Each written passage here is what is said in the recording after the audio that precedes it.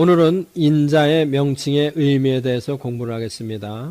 마태복음 20장 28절 다 같이 인자가 온 것은 섬김을 받으려 함이 아니라 도리어 섬기려 하고 자기 목숨을 많은 사람의 대속물로 주려 함이니라. 아멘. 인자라는 명칭은 참 성경에서 많이 나오는 말입니다. 아주 중요한 말이죠. 우리는 이 인자라는 명칭이 어떤 의미를 가지고 있는가 차례차례 공부를 해야 할 필요가 있습니다. 앞으로 2일간 이 인자라는 명칭의 의미에 대해서 공부를 하려고 계획하고 있습니다. 먼저 우리는 구약에서 사용된 인자의 의미에 대해서 공부를 하십시다. 인자가 맨 처음 나오는 것은 사회적 환경이 아브라함과 동시대인 욥기에서 나와요. 예수님이 오시기 전 약 2000년 전 일입니다. 욥기 25장 5절로 6절 우리 다 같이 읽어보십시다. 하물며 벌레인 사람 구더기인 인생이랴. 내 악은 너와 같은 사람이나 해할 따름이요 내 의는 인생이나 유익하게 할 뿐이니라. 여기서 인생 구더기인 인생이랴 내 의는 인생이나 유익하게 할 뿐이라 할 때 그 인생이 뭐냐면은 son of man이에요. son of man. 그래서 여기서 인자라는 것은 무슨 뜻이냐면은 인류 mankind, 사람을 지시하는 말이에요. 보통 그냥 사람들. 다음에 구약에서 집중적으로 인자라는 말이 나오는 것이 어디냐면은 에스겔서입니다. 에스겔서 약 80번이 나와요. 에스겔서 우리 8장 17절 한번 읽어보십시다. 또 내게 이르시되 인자야 네가 보았느냐 유다 족속이 여기서 행한 가증한 일을 적다 하겠느냐 그들이 강포로 이 땅에 채우고 또다시 내 노를 격동하고 심지어 나무가지를 그 코에 두었느니라. 여기서 인자는 누구를 말해요? 누구를 말해요? 구약에서 예수님이 오시지도 않았는데 어떻게 예수님을 말해요? 여기서 인자는 예언자 자신 에스겔을 말하는 겁니다. 지금 우리가 살펴본 두 구절에서 인자에 대한 히브리적 용법은 단순한 사람 혹은 인류 전체 혹은 예언자를 가르치는 이러한 단순한 말입니다. 그런데 인자가 천상의 존재를 가리키는 말로 다니엘서에 나오기 시작해요. 다니엘서 7장 13절 다시 내가 또 밤 이상 중에 보았는데 인자 같은 이가 하늘 구름을 타고 와서 옛적부터 항상 계신 자에게 나와 그 앞에 인도되매. 여기서 인자 같은 이가 하늘 구름을 타고 왔다 하는 이 얘기는 천상의 존재, 인자가 이제는 단순한 사람이라는 의미를 넘어서 천상의 존재다 하는 이러한 의미로 나타나기 시작해요. 이것은 포로 후기에 이르니까 예수님이 오시기 전 580년 이후의 일입니다. 이렇게 다니엘서에서 인자가 천상적인 존재를 가리키는 말이라 할지라도 구약에서 인자의 대표적인 의미는 뭐냐면은 사람을 가르치는 말이에요. 인류를 가르치는 말이에요. 다음에 우리가 예수님이 사용하신 인자의 의미가 무엇이냐 이거에 대해서 공부를 하실 필요가 있습니다. 인자는 히브리어 세계에서는 단순한 사람 혹은 인류를 뜻하는 것이기 때문에 그렇게 이해하기 어려운 말이 아니었지만은 예수님께서 인자의 명칭을 도입하셔서 자신의 인격과 사역을 나타내는 말로 사용하시기 시작할 때부터 이것은 굉장히 이해하기가 좀 애매하고 모호한 말처럼 유대인들에게 들렸어요.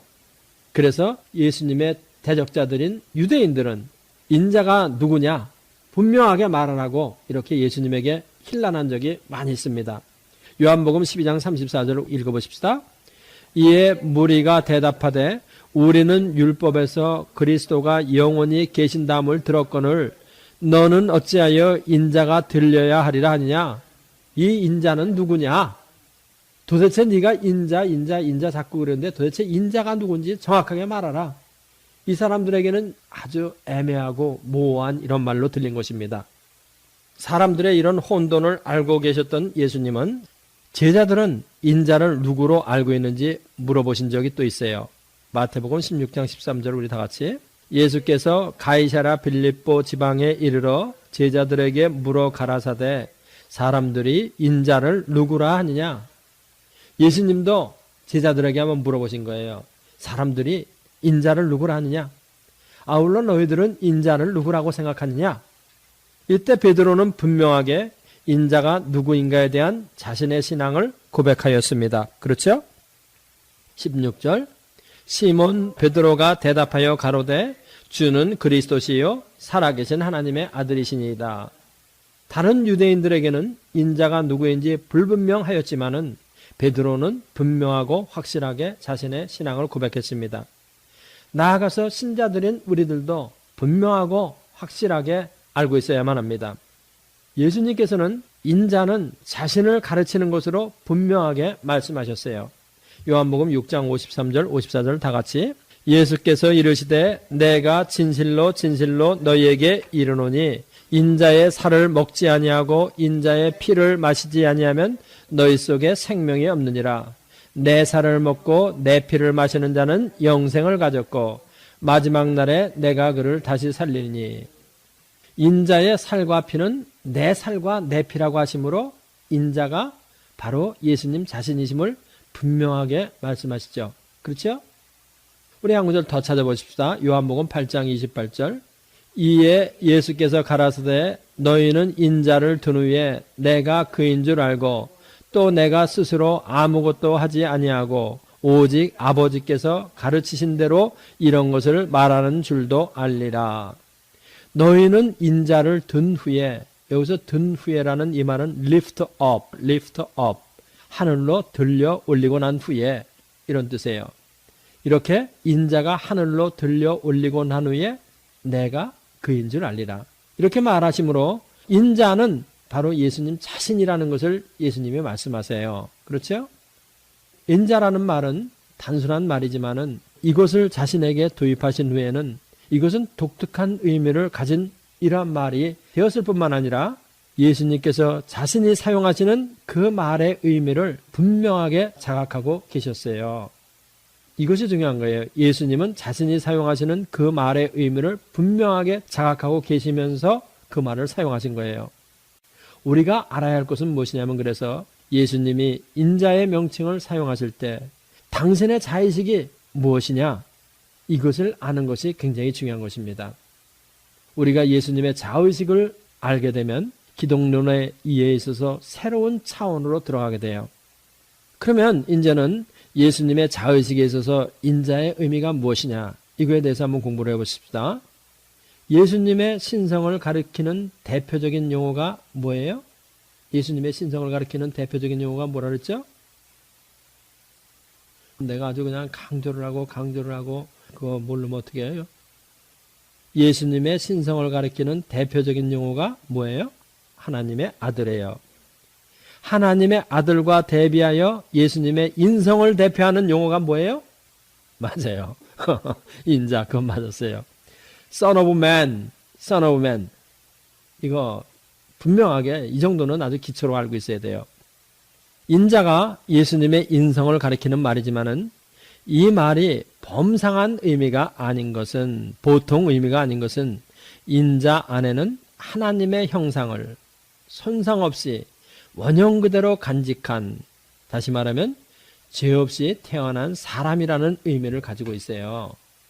그래서 인자는 자신의 생명을 만인을 위한 속전으로 주실 수가 있는 거예요. 우리 마태복음 20장 28절 보십시다. 인자가 온 것은 섬김을 받으려 함이 아니라 도리어 섬기려 하고 자기 목숨을 많은 사람의 대속물로 주려 하심이라. 인자가 온 것은 자기 목숨을 많은 사람의 대속물로 주려 함이라. 그러니까 인자는 어떠한 성격을 가지고 있냐면은 자기의 목숨을 다른 사람의 대속물로 줄 수 있을 정도로 그렇게 죄 없이 완전한, 죄 없이 태어난 이러한 사람이 되는 거예요. 하나님의 형상을 손상 없이 완전히 가지고 있는 죄 없이 태어난 사람이다. 바로 이것이 인자의 의미예요. 그런데 여기에 덧붙여서 이제는 정말로 더욱 중요한 사항이 나옵니다. 그것은 뭐냐면은 인자의 기원에 대한 사항이에요. 모든 인간의 기원은 뭐예요? 흙입니다. 아담의 후손은 모두 흙인 땅으로부터 왔어요. 그러나 인자는 흙에서 온 사람이 아니라는 거예요. 이것이 중요한 것입니다. 요한복음 6장 62절 그러면 너희가 인자의 이전 있던 곳으로 올라가는 것을 볼 것 같으면 어찌하려느냐. 이전에 있던 곳으로 올라가는 것을 보면 어떻게 할 것이냐. 이전에 있던 곳이 땅이 아니라 하늘이라는 거예요. 예수님은. 인자는 그래서 하늘로부터 온 사람입니다.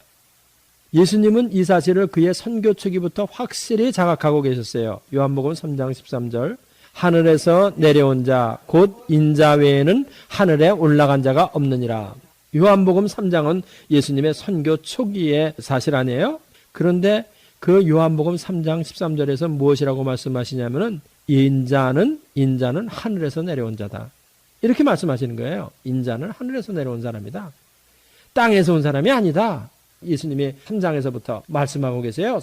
그러니까 예수님은 당신의 가르침을 시작할 때부터 내가 하늘에서 온 사람이다. 사람이 아니라는 거 아니다. 사람에겐 난 사람이다. 그런데 나는 그 기원이 어디 있냐? 하늘에서 내가 왔다는 거예요. 땅에서 온 사람이 아니라는 거예요. 예수님은. 바울 사도도 이 사실을 받아서 똑같이 자신의 신앙을 고백합니다. 고린도전서 15장 47절 다 같이 첫사람은 땅에서 났으니 흙에 속한 자이거니와 둘째 사람은 하늘에서 나셨느니라. 둘째 사람 예수님은 하늘에서 나셨다는 거예요. 하늘에서 나셨다. 인자는 하늘에서부터 오신 분이다. 하늘에서 나신 분이다. 이거를 말하는 거야. 하늘에서 나셨다는 말은 인자는 사람이긴 사람인데 땅에서 온 사람이 아니라는 거예요. 예수님은 하늘에서 나셨다. 인자는 땅에서 온 분이 아닌 하늘에서 오신 분이다. 이런 뜻입니다. 그러니까 유대인들이 참으로 혼돈이 되기 시작한 거죠. 이것을 요한사도는 다른 말로 이렇게 표현했습니다. 너무나 유명한 구절 요한복음 1장 14절 말씀이 육신이 되어 우리 가운데 거하심에 우리가 그 영광을 보니 아버지의 독생자의 영광이요 은혜와 진리가 충만하더라. 예수님은 말씀이 육신이 되어 말씀이 사람이 되어 말씀이 인자가 되신 분이다. 이런 뜻입니다. 태초부터 아버지 품에 말씀으로 계시던 하나님이 육신을 입고 오신 인자가 육신을 입고 오신 분이 바로 인자다. 이런 뜻이에요. 인자라는 의미는 우리는 인자의 기원이 땅이 아니라는 것, 흙이 아니라는 것 이것에 대해서 좀 더 공부를 해보십시다. 요한복음 8장 23절 다 같이 예수께서 가라사대 너희는 아래서 났고 나는 위에서 났으며 너희는 이 세상에 속하였고 나는 이 세상에 속하지 아니하였느니라. 예수님은 위에서 났다. 나는 위에서부터 온 사람이다. 아주 예수님이 이것을 강조해요. 예수님이 어디서부터 왔다고? 하늘에서부터 왔다. 바울 사도도 똑같은 신앙을 고백합니다. 고린도전서 15장 48절 49절 무릇 흙에 속한 자는 저 흙에 속한 자들과 같고 무릇 하늘에 속한 자는 저 하늘에 속한 자들과 같으니 우리가 흙에 속한 자의 형상을 입은 것 같이 또한 하늘에 속한 자의 형상을 입으리라. 아멘. 우리가 누구의 형상을 입게 될 것이냐? 그리고 누가 지금 우리는 지금 누구의 형상을 입고 있느냐? 우리는 흙에 속한 자의 형상을 입고 있지만은 그 위에다가 하늘에 속한 자의 형상을 입은 사람이에요. 우리는 그런 사람들입니다. 하늘에서 오셔서 하늘로 가신 분이 바로 인자이신 예수님이십니다. 그렇죠? 예수님은 사람은 사람인데 땅에서 난 사람이 아니고 하늘에서 난 사람이고 그래서 하늘로 다시 돌아가셨다. 이것이 바로 누구예요? 인자예요. 인자의 의미는 바로 그런 뜻이라는 것입니다. 그렇기 때문에 인자를 우리와 같이 땅의 사람으로 이해하려고 하면 이해가 안 되는 겁니다. 유대인하고 똑같은 거예요. 그러니까 예수님을 이해할 수가 없어져요. 인자는 사람이 돼 그 기원이 하늘인 하늘에서 온 사람이다. 이것이 성자 예수님의 의미예요. 아멘. 다음은 하늘에서 오신 인자의 권위에 대해서 우리 공부를 하십시다. 인자는 이와 같이 하늘에서 오셨기 때문에 스페셜한 권위가 있어요. 신약 성경에는 하나님만이 하실 수 있는 권위의 말을 예수님이 하신 것이 많이 있습니다. 그렇죠? 예수님이 이런 말씀을 하실 때 유대인들은 언제나 참남하다고 말했습니다. 그러나 예수님은 사람이지만 사람에게서 난 사람이 아닌 하늘에서 오신 분, 인자이기 때문에 이런 말씀을 하실 수가 있어요.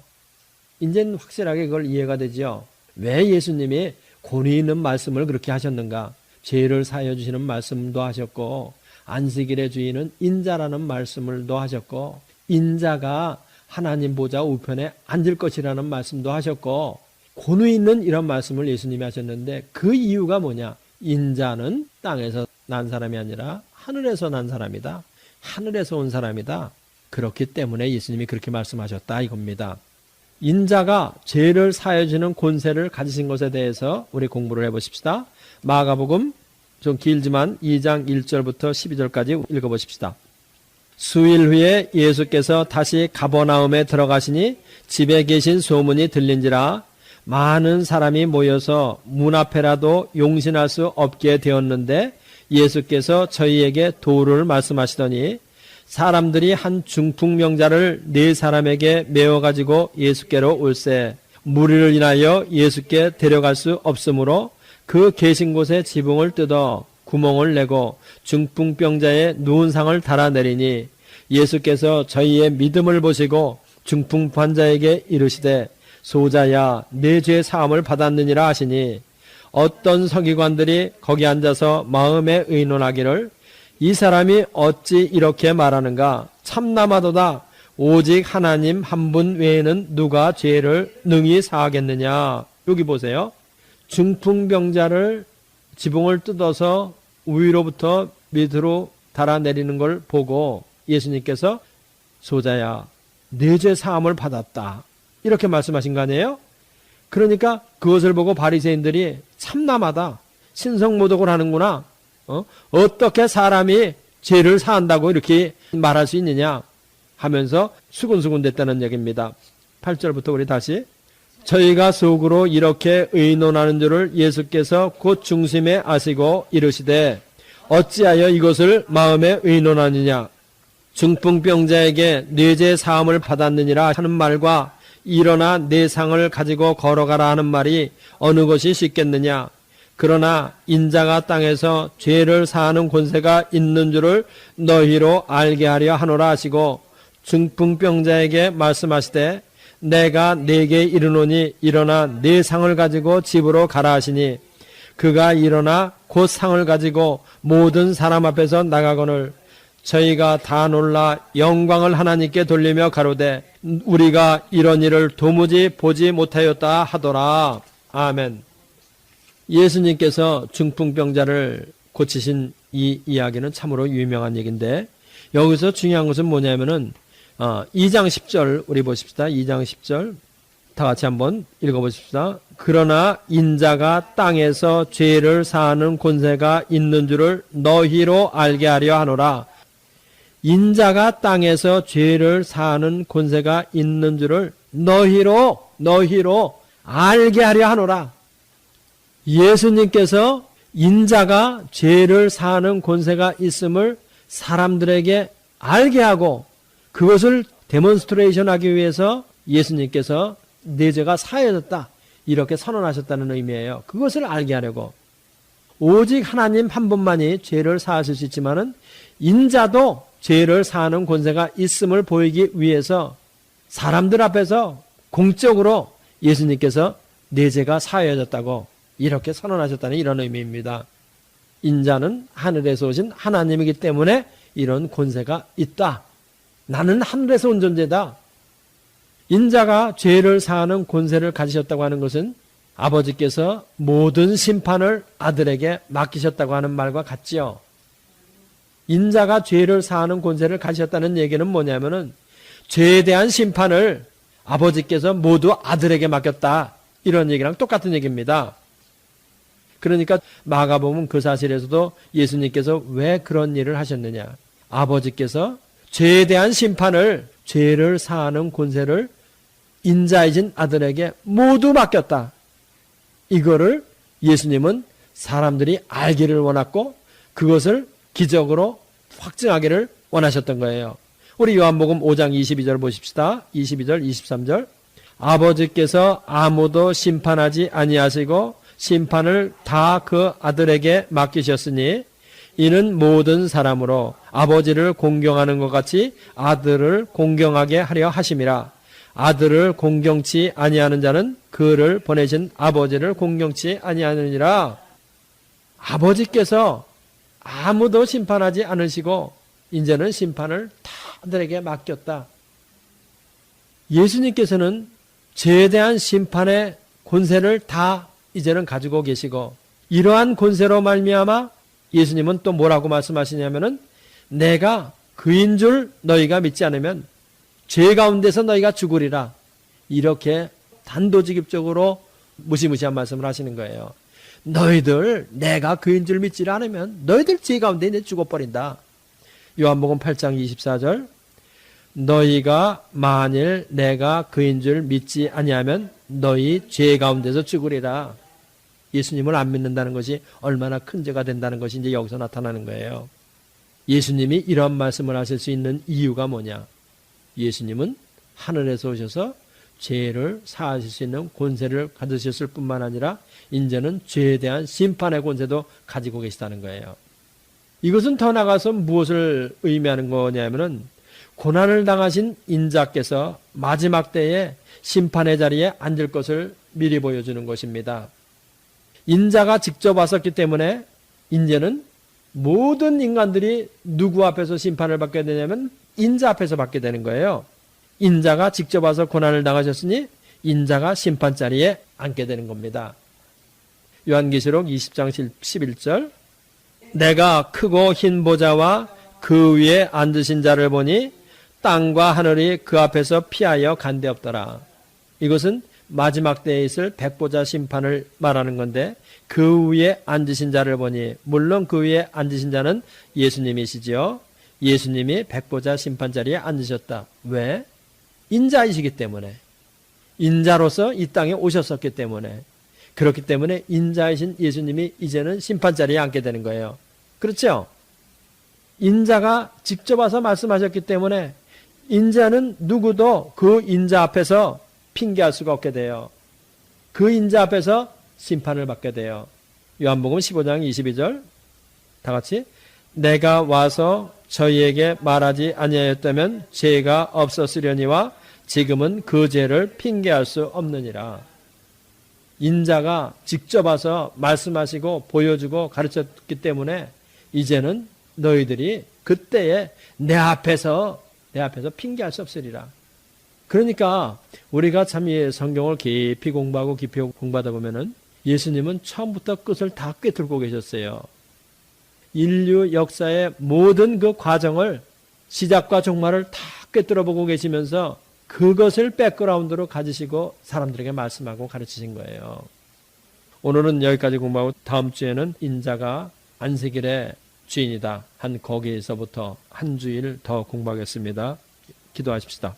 할렐루야. 우리 아버지 감사합니다. 찬송합니다. 인터넷을 듣고 CD를 듣는 모든 사람들에게 주님이 성령으로 역사하셔서 깊은 깨달음이 있도록 축복하여 주옵소서. 믿습니다. 예수님의 이름으로 기도합나이다. 이 성경 공부를 하신 분은 곧바로 라이크 버튼을 눌러주세요. 여러분의 수고가 하나님 나라 확장에 큰 도움이 됩니다.